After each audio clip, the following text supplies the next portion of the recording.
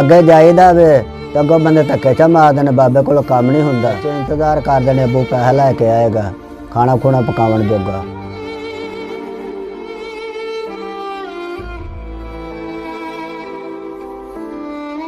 दिहाड़ी को नहीं लगती, अब्बा मोर शाम को आ जाता सोते प्रकार आओगे। बिस्मिल्लाहिर्रहमानिर्रहीम, अस्सलाम वालेकुम नाज़रीन, कैसे हैं आप सब? उम्मीद करती हूँ जी आप सब ठीक ठाक होंगे, आप सबकी दुआओं से अल्हम्दुलिल्लाह जी हम भी बिल्कुल ठीक है जी। तो नाज़रीन आज मैं एक घर में मौजूद हूँ, यहाँ पे 5 अफराद रहते हैं, 3 बच्चे और एक वालदा और वालिद।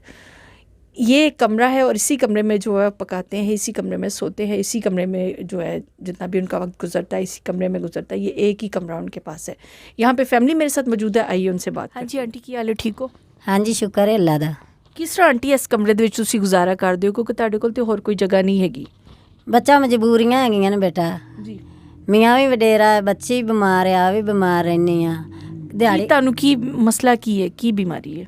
ਗੈਂਠੀਆ ਵਾ ਹੈ ਬੱਚੀ ਨੂੰ, ਆਪਣੇ ਗੋਡੇ ਦਰਦ ਕਰਦੇ ਨੇ, ਉਮਰ ਹੋ ਗਈ ਕੰਮ ਕਰਦਿਆਂ ਨੂੰ। ਤੁਹਾਨੂੰ ਵੀ ਇਹੀ ਮਸਲਾ ਹੈ ਤੇ ਉਹਨੂੰ ਵੀ ਇਹੀ ਮਸਲਾ ਹੈ? ਹਾਂਜੀ। ਅੱਛਾ। ਤੇ ਮੀਆਂ ਵੀ ਨਹੀਂ ਠੀਕ ਰਹਿੰਦਾ, ਉਹਨੇ ਵੀ ਗਲੇ ਦਾ ਮਸਲਾ। ਦਿਹਾੜੀ ਲਾ ਲਵੇ ਤੇ ਖਾ ਲੈਂਦੇ ਨੇ, ਤੇ ਗਰੀਬ ਬੰਦੇ ਆ, ਕਦੇ ਕਿਸੇ ਪਾਸੇ ਮੰਗਣ ਵੀ ਚਲੀ ਜਾਂਦੀ ਆ। ਹਾਂ, ਮੰਗਣ ਵੀ ਚਲੇ ਜਾਂਦੇ ਹੋ? ਹਾਂਜੀ। ਕਿੱਥੇ ਜਾਂਦੇ ਹੋ ਮੰਗਣ ਵਾਸਤੇ?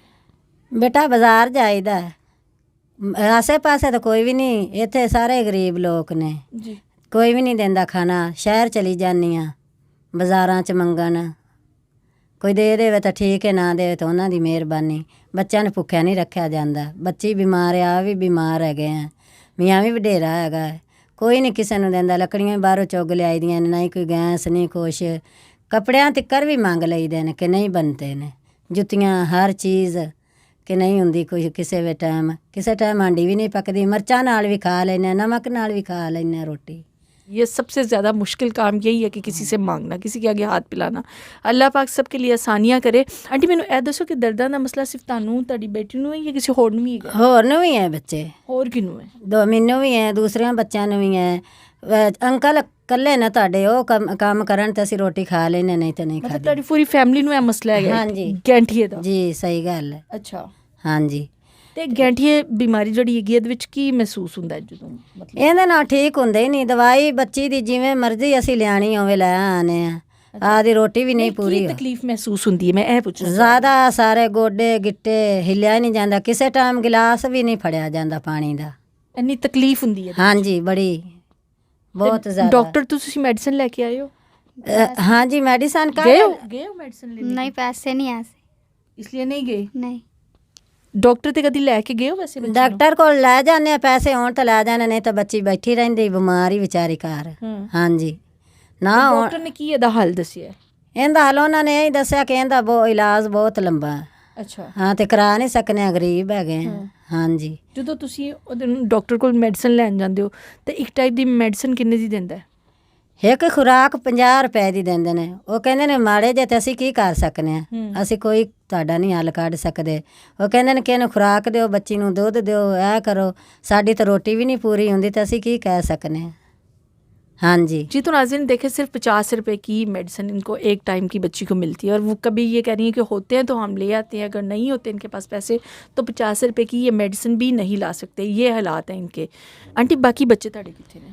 ਉਹ ਬੇਟਾ ਲੱਕੜਾਂ ਚੁਗਣ ਗਏ ਨੇ, ਆਪਣਾ ਪੇਟ ਵੀ ਤਾਂ ਪਾਲਣਾ ਹੈ। ਸ਼ਾਮ ਨੂੰ ਰੋਟੀ ਕਾਹਦੇ ਤੇ ਪਕਾਣੀ ਹੈ, ਕੋਈ ਚੀਜ਼ ਨਹੀਂ ਹੈ ਇਸ ਟਾਈਮ ਘਰ ਦੇ ਵਿੱਚ। ਬੱਚੇ ਛੋਟੇ ਲੱਕੜ ਚੁਗਣ ਗਏ ਨੇ, ਲੱਕੜਾਂ ਨੂੰ ਬਾਹਰ ਜੰਗਲ। अच्छा। कितने साल ਦੀ ਤੁਹਾਡੀ ਹੈ ਬੇਟੀ? 16 साल ਦੀ है। 16 साल। हाँ जी।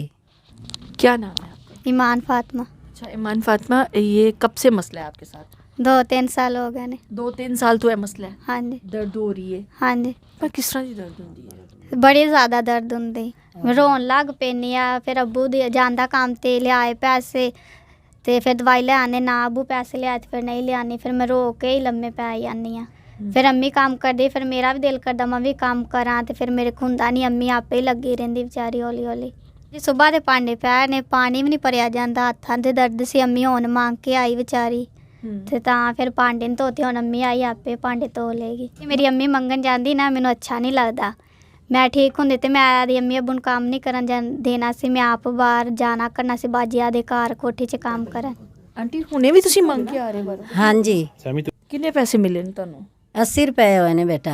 ना हांडी आवे, ना कोई चीनी पत्ती, ना कोई आटा। ते किन्ने बजे सुबह तुसीं गए सी? 8-9 ਵਜੇ ਤੋਂ ਗਏ ਆ, ਕੋਈ ਵੀ ਨਹੀਂ ਦਿੰਦੇ, ਕਹਿੰਦੇ ਨੇ ਮਾफ़ ਕਰੋ ਮਾफ़ ਕਰੋ। ਕਿਹੜਾ ਕਿਸੇ ਕੋਲ ਖੋਣੇ ਨੇ। ਕਿਸੇ ਦੀ ਦਿਲ ਕਰੇ ਦੇ ਦਿੰਦਾ ਤੇ ਕਿਸੇ ਦੀ ਦਿਲ ਕਰੇ ਨਾ ਦੇਵੇ। ਆਪਣਾ ਕਿਹੜਾ ਜ਼ੋਰ ਹੈ ਕਿਸੇ ਨਾਲ ਹੈ। ਤੇ ਬਹੁਤ ਗਰੀਬ ਹੈਗੇ ਆ। ਕਿਸੇ ਟਾਈਮ ਰੋਟੀ ਦੇ ਨਾਲ ਕੋਈ ਚੀਜ਼ ਹੁੰਦੀ ਨਹੀਂ ਤੇ ਕਦੀ ਮਿਰਚਾਂ ਨਾਲ ਵੀ ਖਾ ਲੈਂਦੇ ਆ। ਬਹੁਤ ਮਾੜੇ ਹਾਲਾਤ ਹੈਗੇ ਨੇ। जी तो नाज़रीन, इस फैमिली के साथ बात करते हुए यकीन करें मुझे ख़ुद को भी जो है बहुत ज़्यादा तकलीफ़ हो रही है। अल्लाह पाक सब के लिए आसानियाँ करे। हाँ जी अंकल जी, क्या हाल है? ठीक हो? फड़ लो माइक, फड़ लो। ठीक ठाक काका। काम करन जांदे हो अंकल जी तुसी? काम करन जाने दिहाड़ी ते जाने आ अच्छा, ते दिहाड़ी की किस चीज़ दी दिहाड़ी करना सिखांदे हो? ਮਿਹਨਤ ਦਾ ਮਨਜ਼ੂਰੀ ਵਾਸਤੇ ਜਾਣੇ ਆ ਜੀ। ਆਹੋ ਤੇ ਫਿਰ ਅੱਗੋਂ ਬਾਬੇ ਨੂੰ ਵੇਖ ਕੇ ਖੜਦੇ ਕੋਈ ਨਹੀਂ, ਆਦਮ ਬਹੁਤ ਹੁੰਦਾ।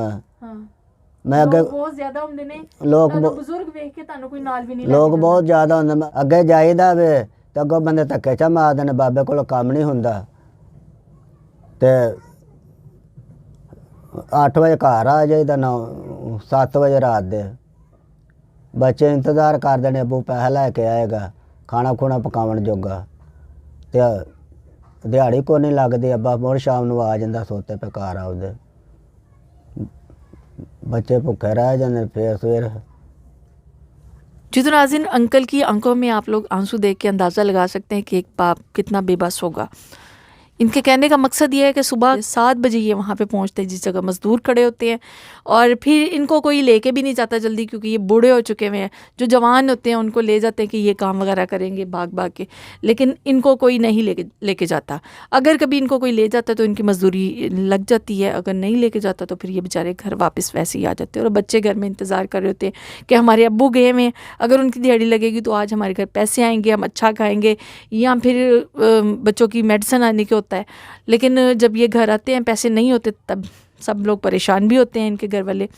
और यहाँ पे यही कहना चाहूँगी कि नाज़रीन बहुत ज़्यादा मुश्किल ज़िंदगी है इनकी जो ये गुजार रहे हैं। अल्लाह पाक सबके लिए आसानियाँ करे। जी तो नाज़रीन, मैं थोड़ा सा इनके रूम का विज़िट करवाती हूँ आप लोगों को। ये इनका कमरा है और इसी कमरे में ये जो 5 अफराद रहते हैं। कमरे की हालत आप लोग देख सकते हैं, बहुत ज़्यादा खस्ता हाल है। ये लकड़ियाँ जलाते हैं, लकड़ियाँ भी यहीं पे पड़ी हुई हैं, इनका सामान भी यहीं पे पड़ा हुआ है और यहीं पे ये सोते हैं। कमरा आप देख सकते हैं जगह जगह से टूटा हुआ है, छत भी इसी तरह से है। और छत तो चले फिर भी कुछ बेहतर है, लेकिन कमरे की हालत आप लोग देख सकते हैं कि कितनी ज़्यादा ख़राब है और बहुत मुश्किल है ऐसे हालात में गुजारा करना। अल्लाह पाक इनको हिम्मत दे और अल्लाह पाक इनके लिए कुछ बेहतर वसाइल बनाए ताकि ये अपने बच्चों की अच्छे से परवरिश कर सके। आंटी किन्ने बच्चे, मतलब ताड़े बाकी जोड़े बच्चे ने वो बच्ची जिन्ने नहीं या इन्होंने छोटे नहीं या ਛੋਟੇ ਨੇ ਬੇਟਾ। ਇਹਦੇ ਨਾਲ ਬੱਚੀ ਨਾਲ ਛੋਟੇ ਨੇ? ਹਾਂਜੀ ਛੋਟੇ ਨੇ, ਨਹੀਂ ਕੰਮ ਕਰ ਸਕਦੇ, ਛੋਟੇ ਨੇ। ਹਾਂ, ਹਾਂਜੀ 2 ਬੇਟੀਆਂ ਨੇ ਤੁਹਾਡੀਆਂ, ਇੱਕ ਬੇਟਾ ਹੈ? ਹਾਂਜੀ ਅੱਛਾ, ਬੈ ਲੱਕੜਾਂ ਚੁਗਣ ਗਏ ਨੇ, ਤੁਹਾਨੂੰ ਸਾਫ਼ ਦੱਸਿਆ ਕਿ ਨਹੀਂ ਗੁਜ਼ਾਰਾ ਹੈਗਾ। ਆਪ ਹਾਲੀ ਹੁਣ ਆਈ ਆ, ਨਹੀਂ ਕੋਈ ਬੱਚੀ ਤੋਂ ਕੰਮ ਹੁੰਦਾ ਨਾ ਕੁਛ, ਬੜੇ ਪਰੇਸ਼ਾਨ ਰਹੀਦਾ ਵੇ। ਹਾਂਜੀ ਬਹੁਤ ਜ਼ਲੀਲ ਹੈਗੇ ਆ ਅਸੀਂ। चलो फिक्र ना करो, अल्लाह पाक इंशाल्लाह बेहतर करेगा। जी तो नाज़रीन, इस फैमिली के मैंने आपको हालात भी दिखाए, इनका रूम भी दिखाया और जो भी इनके हालात हैं इन्होंने ख़ुद बताए हैं अपनी ज़ुबान से। और यही कहना चाहूँगी कि आप लोग प्लीज़ वीडियो को आगे शेयर कर दिया करें। हो सकता है कि आपके शेयर करने से इनकी कोई ना कोई मदद हो जाए। अगर आप इनकी कोई मदद करना चाहते हैं, स्क्रीन पर हमने अपना नंबर दिया हुआ है, आप लोग वहाँ से नंबर लेके हमसे रब्ता करके इनकी मदद कर सकते हैं। चैनल को कर दें सब्सक्राइब, वीडियो कर दें लाइक और शेयर। मिलते हैं जी आप लोगों को किसी नेक्स्ट वीडियो के साथ। अल्लाह हाफिज़।